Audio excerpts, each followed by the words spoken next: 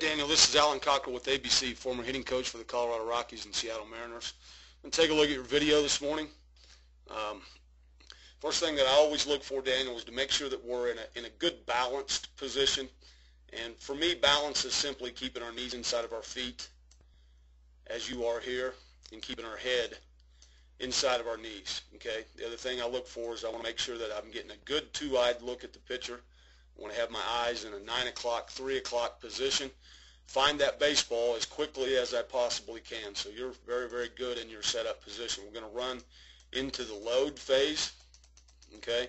The load phase is we are gathering energy, okay, into the inside part of my back leg. I like what I see in your load here. You're inside your back knee, which is good. We don't ever want to sway this knee outside of that back foot, and we don't ever want to sway this head outside of that back knee. So you're in a very good, solid position. But I want to gather as much weight and as much energy as I possibly can into this back leg, so that when my foot lands, okay, I can then transfer that weight into the front side. So we'll run it forward into toe touch. Okay. Most hitters, yourself included, when the foot lands, I'm sure you've heard get your foot down. Most hitters, the toe will land first. Okay. The foot is not down and the load is not completed until my back heel firmly plants into the ground. Okay, as it is right there. Now in this position, we're going to check for a few things. We're going to check to make sure I have good equal bend in both knees. Okay, as you can see, you have that. I want to make sure that my hips are square to home plate. Okay, I want to make sure that I'm not getting any leak with that front hip too early going out here to the pull side. All right. The other thing that I check for in this particular position is once that heel plants, I want my I want my head over my belt buckle, over my center of gravity. As you can see, you're in a good position there. The one thing that I would want to point out to you, and it is something I look for with all hitters, is that this stride foot right here does not open up any more than 45 degrees. You can see here you're at 58, I believe it is. So generally when this front foot opens up a little bit early, or it opens up a little bit more than 45, it causes this front hip to want to leak out to the pull side. Okay? And as you start to get older and you start to play, pitchers with a little bit more velocity, pitchers with a little bit better command of their pitches to the outer half, the outer third of the strike zone, it makes it difficult to stay on those balls and drive them into the right center field gap, particularly sliders, curveballs, changeups, anything that's moving away from us, going to the outer half or outer third of the plate. So that would be one suggestion that I would make, that we clean up when the toe touches and then the heel plants. My foot is fully down and I'm into the ground. I want to have good square hips, and I want to make sure that this stride foot is no more open than 45. Okay, somewhere in that area right there. Okay, we're going to run it forward. Now all that energy that you had gathered into here will now be transferred with this back knee, and we're going to transfer that energy into your front leg. You're doing a great job of that. That's the first lower half move. Lower half gives us direction to the ball, and it also gives us drive to the ball. Okay. The next thing that happens is this back elbow will drop down into the slot, which is near the rib cage and the back hip. As you can see, your back elbow drops down into the slot very, very well. Okay. The next thing that happens is I get a connection with my back shoulder, my back elbow, and my back hip. All right. And you're in an outstanding position right there. The next move that will take place is the hands will start to work in front of the body, and they'll get just past my center of gravity. Okay. And as they get just past my center of gravity, which yours are right here, what we see is we see a good bat lag. And what's important about a bat lag, Daniel, is that because my connection with my back shoulder, my back elbow, and my back hip have been good, my hands now start to work forward.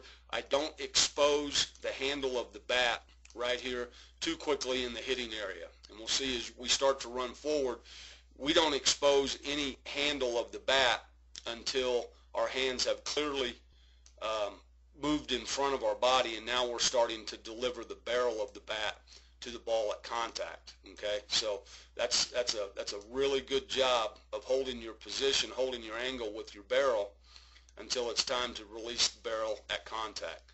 Okay, now here we are at contact. I see some really good things. I see palm up, palm down. That's perfect. I see, and that's the strongest position that we can be in at contact. I see head and eyes looking right down the barrel of the bat at contact.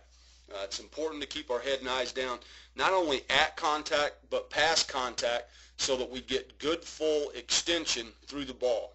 I think it's important to know that as soon as the head and eyes come up out of the hitting area, the barrel of the bat will follow the head and the eyes. Okay?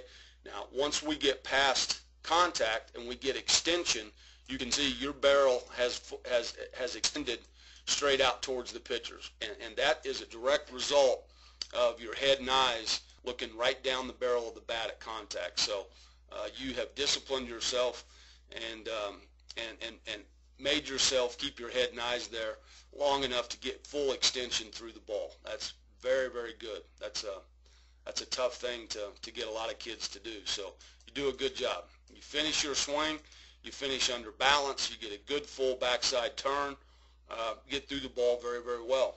Daniel, the only suggestion that I would make with you would be that when we get our foot down, okay, we're at heel plant, okay, what I'd like to see you do is set a tee on the outside half of the plate or outside third of the plate. We're going to set it just even with or just inside our stride foot, okay, and we'll put a ball out here. All right, now what I want you to do is I want you to make sure that when you get to this position that our hips are square. Our hips are square to home plate. I don't get any leak with this front hip whatsoever. I get no leak out or to the pull side with that front hip. I want you to make sure that when that heel plants, that we're at a 45-degree angle right here, rather than where you were at a 58-degree angle. Okay, and all this is going to do is this is going to help you handle pitches on the outer half and outer third of the plate. And the higher up you go in ball, the more hittable pitches, the more good pitches you're going to get to hit are going to be more out here on the outer half or outer third of home plate. Okay, and I want you to be able to stay on that ball because you do so many things well that I want you to be able to handle these pitches and drive them through the right side of the field or into right center. So if we're doing this drill in a cage, we're driving this ball through the right side of the cage. If I'm doing this drill on a field, I'm hitting backspin line drives through the second baseman or backspin line drives into right center. And it's going to help you stay on balls and be on pitches that you're going to see more and more the higher up you go on ball. But you do a lot of good things, man. You have really good balance. You get a good lower half first move with that back knee into your inner thigh. You do a great job of getting this connection with this back shoulder, this back elbow, and this back hip, and then your hands work in front of that. Okay, once you get that connection, they start to work in front, and you release the barrel at contact very, very well. I just think that this foot could become just a little bit of a nemesis for you as you start to get a little higher up in ball. So good luck with that. I want to thank you for coming to our camp, and best of luck, buddy.